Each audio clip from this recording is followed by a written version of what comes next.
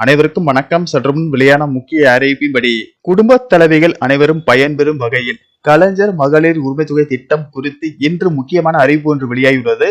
இதை பத்தி விரிவாக தெரிஞ்சுக்க வேண்டும்னா இந்த வீடியோவை கடைசி வரைக்கும் ஸ்கிப் பண்ணாம பாருங்க. வீடியோக்குள்ள போறதுக்கு முன்னாடி இந்த வீடியோக்கு ஒரு லைக் பட்டனை பிரஸ் பண்ணிக்கோங்க.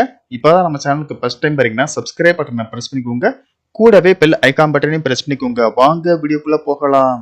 வரும் காலத்தில் மகளிர் உரிமை தொகையில் சில மாற்றங்கள் செய்ய தமிழக அரசு ஆலோசனை செய்து வருவதாக கூறப்படுகிறது. சமீபத்தில் நடந்து முடிந்த தமிழக சட்டப்பேரவையில் துணை முதல்வர் உதயநிதி ஸ்டாலின் ஏற்கனவே விண்ணப்பித்தவர்களுக்கு 3 மாத காலத்திற்குள் மகளிர் உரிமை தொகை வழங்கப்படும் என அறிவித்தார்.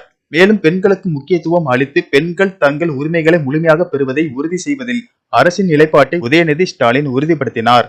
சில பெண்களுக்கு மகளிர் உரிமை தொகை கிடைக்கவில்லை என்றும் அப்ளை செய்வதில் சில சிரமங்கள் இருக்கிறது என்றும் கூறப்படுகிறது. தற்போது முன்னாள் அரசு ஊழியர்களின் மனைவிகள் மற்றும் கார்ப்பரேஷன் ஊழியர்களின் மனைவிகள் இத்திட்டத்தில் சேர்க்கப்பட்டுள்ளனர். அதே போல ஏற்கனவே ஓய்வூதியம் வாங்கும் பெண்களுக்கும் அரசாங்க பலன்களை பெறும் பெண்களுக்கும் இந்த திட்டத்தில் உரிமை தொகை கொடுக்கப்படவில்லை. வரும் காலத்தில் பிற அரசாங்க நிதிகளுக்கு தகுதி பெற்ற பெண்களை இந்த திட்டத்தில் சேர்ப்பது பற்றி விவாதிக்கப்படுகிறது என்று கூறப்படுகிறது. இந்த மாற்றங்களை உடனடியாக செயல்படுத்த முடியாது என்றாலும் திட்டத்தின் விரிவாக்கம் தொடர்பான அறிவிப்பு விரைவில் வரலாம். சமீபத்தில் திருமணம் செய்து கொண்ட பெண்கள் மகளிர் உரிமை தொகைக்கு விண்ணப்பிக்கலாம் என்று தெரிவிக்கப்பட்டுள்ளது. தற்போது தகுதி பட்டியலில் விடுபட்ட நபர்கள் மீண்டும் விண்ணப்பிக்கலாம் என்றும் தெரிவிக்கப்பட்டுள்ளது. வரும் பட்ஜெட்டில் தமிழகத்தில் மகளிர் உரிமை தொகை திட்டத்தின் கீழ் ஒதுக்கப்படும் தொகை அதிகரிக்க வாய்ப்புள்ளதாக கூறப்படுகிறது.